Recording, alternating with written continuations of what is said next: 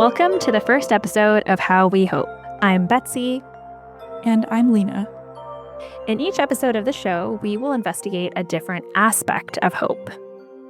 And we're really thinking about hope in the context of the world today. So we're going to touch on a lot of themes like climate, algorithms and social media, having kids in this time, even pandemics. Betsy, you came to me with this idea a few months ago. Can you tell me a little bit about what your inspiration was?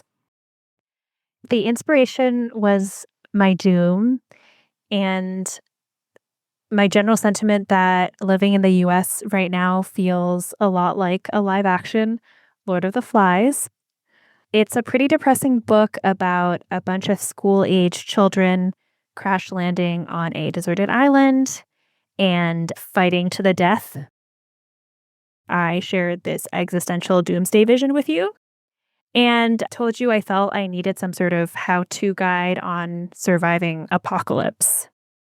And I was like, we are not in an apocalypse. You said, get a grip, Betsy. Like, you are so dramatic. In Lord of the Flies, the boys start eating each other. I do not think we're anywhere near that. You're totally right. But as a stubborn pessimist and also your best friend, I did want to argue with you a little bit about that. And then I thought, roll the cameras. We've got a show. So in each episode of the show, we are going to dig into an aspect of hope that we've been grappling with. The psychology of hope, the philosophical connection between hope and religion, or practical examples of progress and how humans are doing better. We are going to talk to researchers, friends, and each other to try and understand hope, which is something that is uniquely complex and human. And as you can tell, we have really different perspectives on hope. And I also think that the topics we gravitate towards are a little bit different. So I am excited to learn from you and to talk to so many interesting people. This first episode is going to focus on collective action. I was really drawn to this topic because it feels like most of the sources of doom around us are collective action problems, where one of us can't really do anything about it, but as a collective, we could make a change. But that just feels so daunting in a really polarized environment.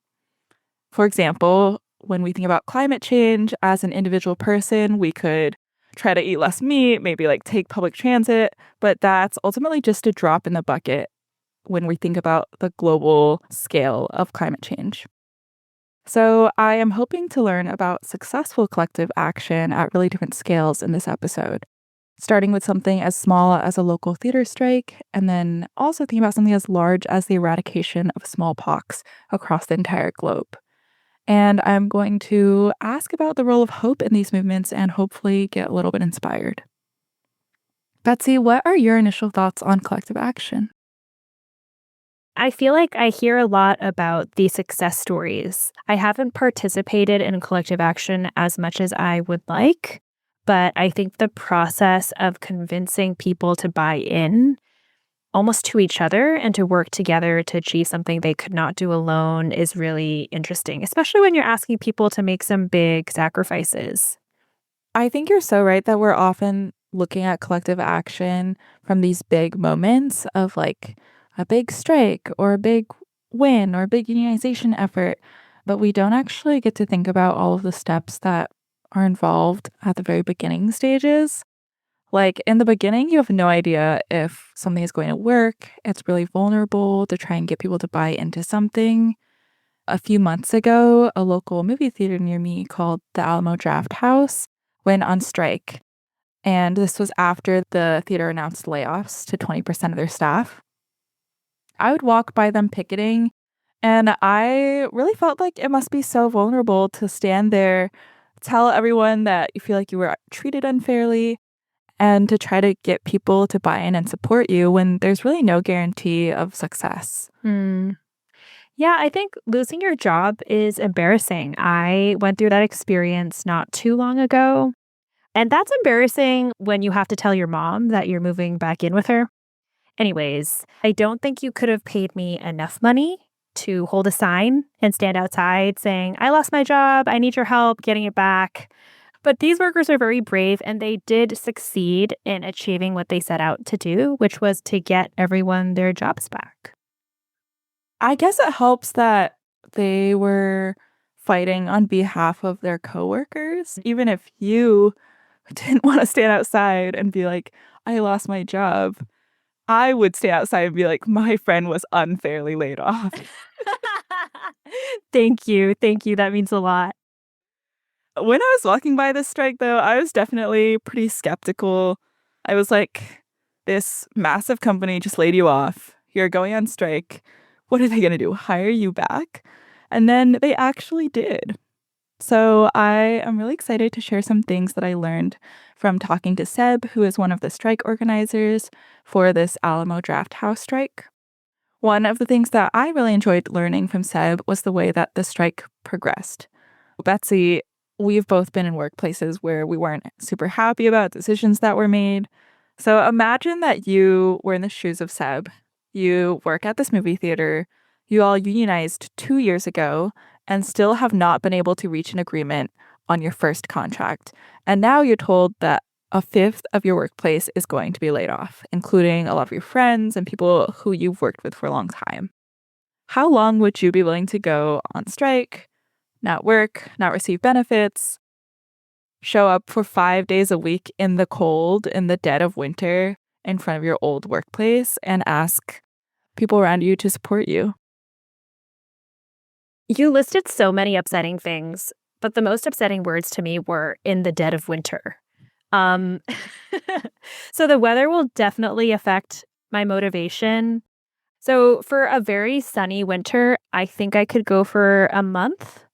Seb actually talked about this, how there were people who didn't have the winter gear that you need to be outside for 8 hours in a day. Like, And you work for a movie theater, you're not expecting to need to be in the elements right, your yeah. entire day. But the Alamo strike actually ended up lasting 2 full months. Initially, people had voted to go on strike for just 11 days. They didn't think the strike would last longer than that. They really thought that the company would come to the bargaining table. But after 11 days, the company still had not reached out to them. And at that point, people started settling in for the long haul. They were able to tap into some of the existing structures in place. They got strike pay. They set up a GoFundMe.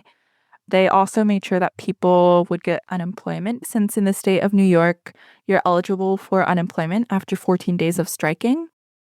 And they also set up a schedule for people to follow for picketing, made sure people had the winter clothes that they needed. So with these structures in place, Seb said that although some people were still nervous about continuing the strike, the overwhelming majority were supportive. We'd already gone through the hardest part, which is getting everything together, putting it together. We're already here. We already have the systems for it. We can better compose ourselves as a labor movement. Wow, that's admirable that after 11 days, they just set up camp and said, okay, this is where we'll be for the foreseeable future. Yeah, something I was thinking about was how important it was that they had already been unionized. They, at this point, had a union rep that helped them navigate some of those administrative hurdles of making sure they get strike pay and making sure they can get unemployment. And then they also already had, union leaders who could help coordinate the day-to-day logistics of showing up to strike. Mm. Did you talk to Seb about what it was like to stand outside and declare to the public that you lost your job and that you need help getting it back, to interact with people and be exposed to their interactions? Yes. The kinds of reactions we get in public really differ depending on which location we were at. The downtown Brooklyn location is probably where we got the most visible physical support from people that were not involved. We talked to, I don't know how many people that were sympathizing, saying, oh yeah, that happened to someone I know, that happened to me. We got fired, terminated, laid off unfairly by a company for no real justified reason. And there was never any confrontation or any fight that broke out, but people would come by and argue and, try to make cases against the labor. That happened quite a few times in the Manhattan locations. Those people that come in and kind of neg the strike, they argue against it, honestly had a reverse effect on the people striking. I know for a lot of people on the picket line who saw that kind of thing happen, who were engaging with that were very adamant about their position as striking workers. You see those kinds of reactions from people, and whether it's good or bad, it's something that can fuel you on the picket line. And in retrospect, I think that seems obvious. You're out here not only defending yourself, but you're also defending your coworkers who you feel were unfairly treated, who you're actually getting closer to as you're spending all this time picketing with them. And so, of course, you're going to feel some type of way about a random person who tells you to get over it and go back to work. I think it was also really motivating to get support from people, though. They were able to raise $48,000 on GoFundMe. It looks like they had some clout. That is really impressive. Yeah. So I left this conversation with Seb really appreciating the feeling of collectivism that you can get when you're part of a movement, and also really understanding the importance of investing long term in these types of organizing structures. So the fact that they were already unionized and the fact that people in the past had fought for things like strike pay and unemployment pay for people who were on strike was so important. So that really sets the backdrop for my next interview with Nellie Bristol. Nellie is a researcher and a journalist who has done a ton of work writing about disease eradication. I was really excited to talk to her to learn about an example of collective action at a much larger scale, the eradication of smallpox. Betsy, as a public health reporter, do you have any initial thoughts on disease eradication? Yeah, disease eradication is defined as no more cases globally. Disease is literally not spreading because no one has it anymore. And having spent the past couple of years reporting on the resurgence of measles, which in the US was eliminated in the year 2000, disease eradication does kind of feel impossible. Yeah, 100%. It just feels so ambitious. There have been several other movements to try and eradicate disease that have not been successful, like polio eradication got super close, but then there were just like 2 countries that didn't want to cooperate with other field staff coming in and administering vaccines.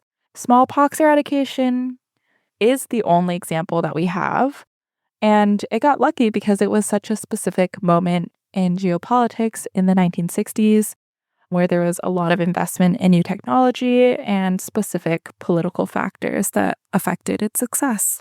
So smallpox had been around for a long time and had done a lot of damage over the centuries. And the eradication campaign was started in 1958. It was approved at the World Health Assembly, which is the governing body of the World Health Organization, and was proposed initially by the Soviet Union to showcase their health and technological advances, and also to make a big splash internationally and the US. You could really see this through some of what was going on at CDC. There was a lot of hope that some of these new tools could be used to really improve the lives of people throughout the world. So there's sort of this groundswell of optimism that was occurring then that I'm not sure has been replicated since. So that was part of it. A lot of the staff that was involved, they were carrying vaccines over through the jungles, and they were negotiating with warring parties. And there was just a lot of determination to get this over the finish line. All countries were on board with it. The WHO playing a key role in terms of the coordination hub for all of it. I feel like I've had conversations with people working in public health about how the technology is there, but having a successful public health campaign is so much more than that. It's about trust as well as the technology. I feel like we're at a point where we have the vaccines we need. Obviously, we could always have more, but the lack of public trust is perhaps a bigger issue at this time. Yeah, I mean, that is so hard, even in one country, the US. Imagine scaling that across the entire world. It's crazy. And it's crazy that Americans and the Soviets were collaborating during this time. The Cold War was in full swing when they decided to work together. If you've ever seen a photo of a child covered in smallpox, the collaboration, to me, it starts to make a little bit more sense. I wish that it were about the benevolence of wanting to help these children, but I'm pretty sure it was more about the political factors. Nellie said that this was a project that was mutually beneficial for them at a time where they were both trying to demonstrate their technological and political influence. So in this case, the Soviets were the ones who developed a heat-stable vaccine that could be used and transported around the world. And the US were leveraging their leadership and resources to help distribute the vaccine. What about all of the other countries that had to buy in? This is where the World Health Organization was super instrumental. You can probably imagine not everyone in the world is the biggest fan of the US and the Soviet Union. So Nellie talked about how at this point, even though the World Health Organization personally didn't have a lot of resources, it had a lot of trust from different countries. What WHO provides is a forum for the health ministers of all countries to come together. It has an annual ministerial meeting every year at the World Health Assembly, but also it has regional offices and it has on-the-ground staff that's in constant contact with country staff, so that it really is one of the few ways that health services can get to places that literally have none. Having the WHO as the focus point and the coordination hub for all of it was critical to the success of the program. So it really took an organization like the WHO being at the center of it for this to come about. At that point, the WHO, which is the health advisory body for the UN, had developed a ton of trust internationally. So even if a country didn't like the US, they would trust the WHO. The US is now talking about dropping out of WHO. It's going to lose that umbrella that it was able to work through in places that are not necessarily keen on the US. So that's going to be a problem. I definitely see it in my reporting. There is a widespread lack of trust in institutions that used to be respected and had the resources at one point in time to coordinate the large-scale effort that you need when you're tackling a problem like this. I would say there was one silver lining that Nellie shared, which is that for all the weakening of global coordination and trust that we have right now, the WHO did manage to pass a pandemic treaty in May of this year, which created principles for addressing future pandemics more equitably. Google says the word treaty is meant to signify a legally binding document between countries, which sounds very official. But I've also heard that international law is weaker, less enforceable than national law. So I do wonder if it's more of a symbolic effort than anything. It's a good point. I mean, the WHO never really had any binding power, and maybe all of their power in the past came from mutual trust that doesn't exist anymore. But I really feel that when we are working to organize all these little stepping stones that we put in place today, like the pandemic treaty, it might end up being useful 5, 10, even 20 years down the line. So I think it's something where we should genuinely take the wins where we see them because they might end up being instrumental down the line. That's true. I'm really glad that smallpox is no longer. Who else did you talk to, Lena? So I was trying to brainstorm different examples of successful collective action, and one that I came up with was Wikipedia. And Wikipedia was really interesting to me because it feels a lot more decentralized than the way that we normally think about collective action, where maybe we imagine more intentional movement building, some activists coming together and forming a broader coalition. Wikipedia formed in a much more decentralized way. It all happened on the internet, and yet it still resulted in something that I feel is quite positive for the world. So I talked to Kevin Lee, a friend of mine who has actively been editing Wikipedia for over a decade. And he also served for 4 years on Wikipedia's arbitration committee, which is often described as Wikipedia's Supreme Court. 2 thoughts from me. The first is that it's awesome that there's a Supreme Court out there that isn't just staffed by 75-year-olds.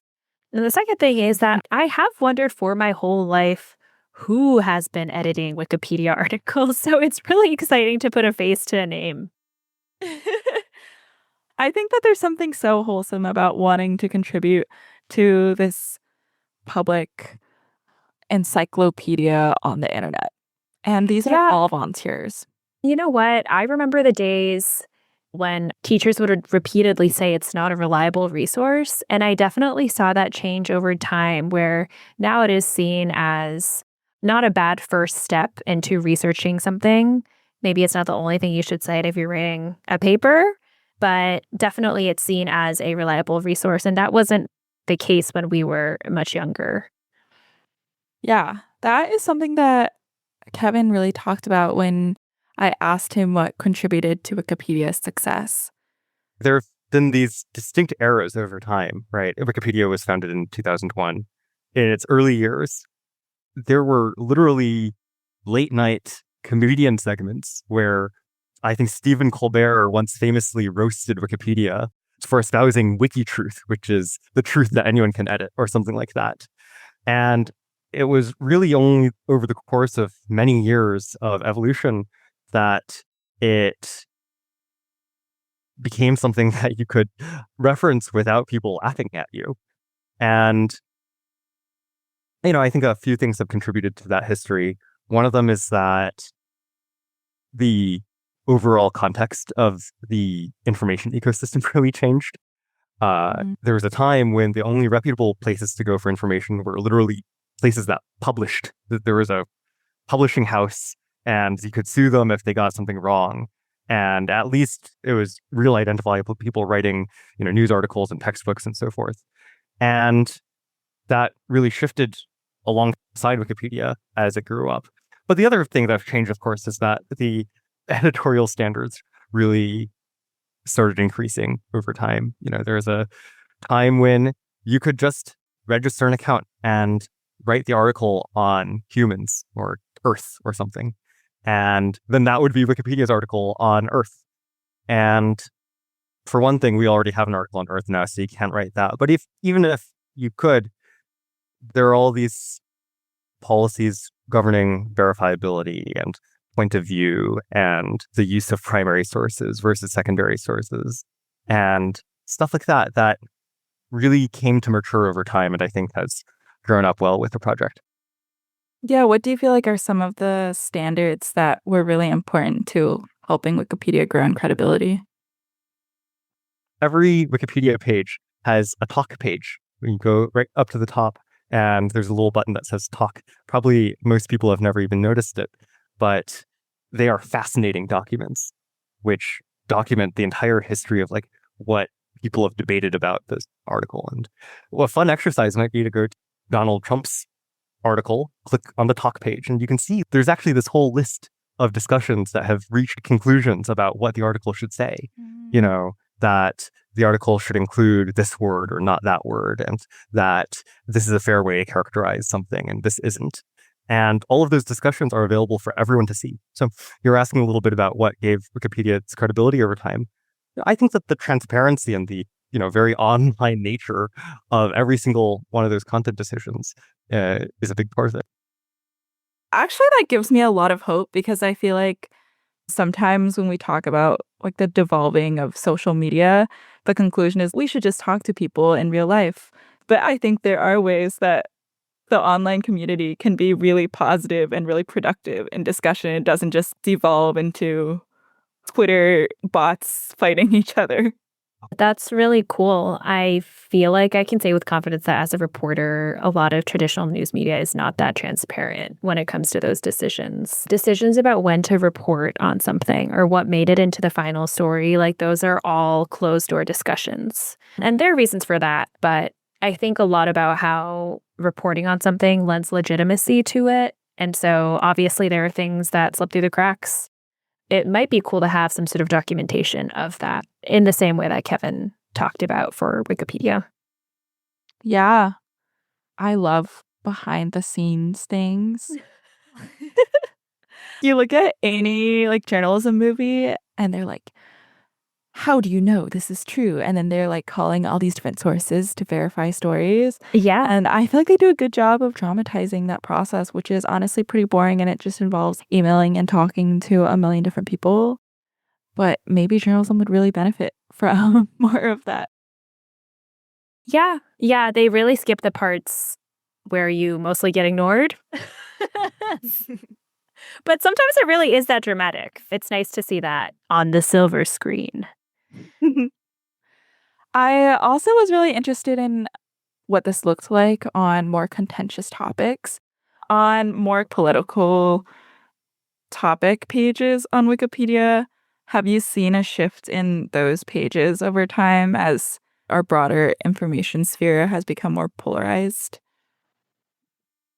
It's a really good question. The thing that makes Wikipedia often quite hard to run is that there is an article on Donald Trump. And it's not that you can write multiple different pieces with multiple different perspectives. Facebook has the luxury that your Facebook post doesn't have to agree with everyone else's Facebook post. But on Wikipedia, it's not like everyone gets to write their own version. There's just one consensus product. And so, yeah, in some ways, these are some of the hardest pages to write because they have to reflect some shared agreement on what they should say. Sometimes people ask me, oh, has it gotten worse with the politicization? And it actually hasn't gotten that much worse. And in fact, I think that our American politics articles have become some of the best articles that we have. Because what makes the consensus process work really well is participation from a broad set of people. And a broad set of people who are familiar with and are committed to applying Wikipedia's editorial standards to make the encyclopedia better, of course. But our articles tend to get better when there are more eyeballs on them, not less. So this last thing that Kevin said really surprised me, and it's probably the thing that has given me the most hope in all of these conversations. There's this general feeling that opening conversations up to everyone, especially on the internet, and involving more people in the discussion results in less productive conversations. That's like the whole reason why corporations exist and elected officials exist, is we think having fewer people in the room is more productive and it's easier to make decisions. So the idea that involving more people in the conversation on Wikipedia makes the system work better is so wonderful. And it's so emblematic of what we want collective action to be, where it's almost like a multiplier effect, where more discussion results in more understanding, which results in more discussion and more understanding. Yeah, I think that's beautiful. And I'm not being sarcastic about that. I also asked Kevin if working with Wikipedia over the years has impacted his optimism about collective action in general. Yeah, outside of Wikipedia, I spend my time in policy. And so I think about this like top-down frame of how to achieve change. And working with Wikipedia has made me remember that the bottom-up frame is also really an important way that change happens in the world. Wikipedia wasn't established by starting from, square zero and thinking, oh, what are the policies that we are going to have as a website? And then how are we going to find the right people to do that? It started with the people and then resulted in the policies and structures that make the project function. And so it's a good reminder that the grassroots action is sometimes the most effective one. I feel like it's a more forgiving model, like that these policies can evolve through also this collective decision making. Right. It's in like politics. When you pass a policy, it's so hard to pass a policy that all the work has to go into making sure the policy is working, or like trying to prove that the policy is working rather than continuing to iterate on it. Yeah, very much so. Every time I remember just how it is that we made Wikipedia, I get a little bit more inspired. The thought of collective action as an alternative structure to decision making in a really top-down culture is a great way to wrap up this episode. It reminds me of how the WHO has all of this soft power that is really important, but actually doesn't have real resources in terms of money and staff. And because of that, it can't actually exert any power through threat. It has to be genuinely bought into. I think a lot of us are susceptible to the idea and the fantasy of a hero swooping in to save the day. I think it's a very American thing to love superhero movies, for example. But collective action provides us with an out and an alternative to this savior narrative. Also, I will never get over the fact that Americans and Soviets worked together once upon a time. I know it was for their own benefit, and I know it won't happen today, but I think if it happened once, it can happen again. Yeah, absolutely. Well, not the Soviet Union, but I believe that countries can work together in specific circumstances. Another thought that I'm left with is that collective action is not a panacea. It is hard and slow, and you need a central organizing structure. And even with all of that, you have to get lucky.